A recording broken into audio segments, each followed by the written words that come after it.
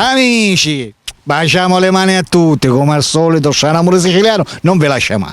Oggi sono in compagnia di Federico, che si è presentato diverse volte in trasmissione per cercare una fidanzata. Federico è qua vicino a me, è un bel ragazzo, si presenta bene, è 1,85, non gli manca niente, gli manca solo la donna ideale, la ragazza giusta. Ora Federico, a che genere di donna siamo interessati noi?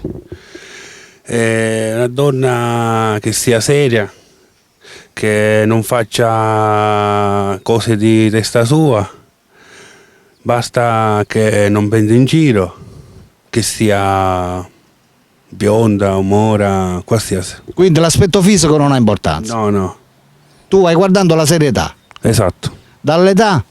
Partiamo dall'età. Da 19, 27, 28. Esatto. Quindi dai 18 fino ad arrivare ai 27-28.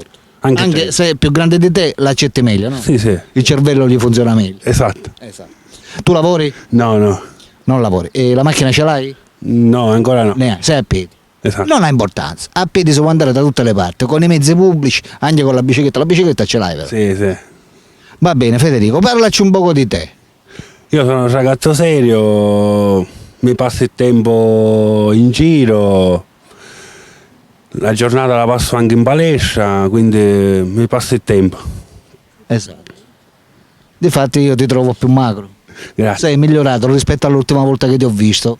Esatto. Va bene, amiche delle spettatrici, ripeto, noi stiamo cercando una ragazza a posto, una ragazza sistemata, una femmina giusta, che parta dai 18 e arriva massimo a 27-28 anni. Delle zone di Marsala oppure va bene da qualsiasi parte? No, nelle zone di Marsala, Perosino, anche Mazzara, Trapane. Esatto, quindi ci possiamo allargare un pochino. Della provincia di Trapani, di tutta la provincia di Trapani, che fosse interessata qua al nostro Federico. Ripeto, Federico qua è un bravo picciotto, ha 20 anni, si presenta bene, non gli manca niente. Scelta il lavoro per ora non c'è perché c'è crisi, però piano piano lo cerca e se lo trova. Dico bene? Esatto. Per tutte quelle di voi che lo vogliono contattare non possono fare altra attenzione che chiamare al numero che state vedendo sotto nella descrizione del video. C'è scritto per contattare Federico, chiamare a questo numero. Chiamate a quel numero lì e Federico risponderà. Va bene Federico? Esatto, solamente con il numero. Solamente con il numero, no numeri privati, numeri anonimi, quelli no, perché lui non risponde. Vi raccomando, massima serietà. Oh, questo è tutto. Alberto vi saluta e vi saluta pure Federico. Ciao ciao.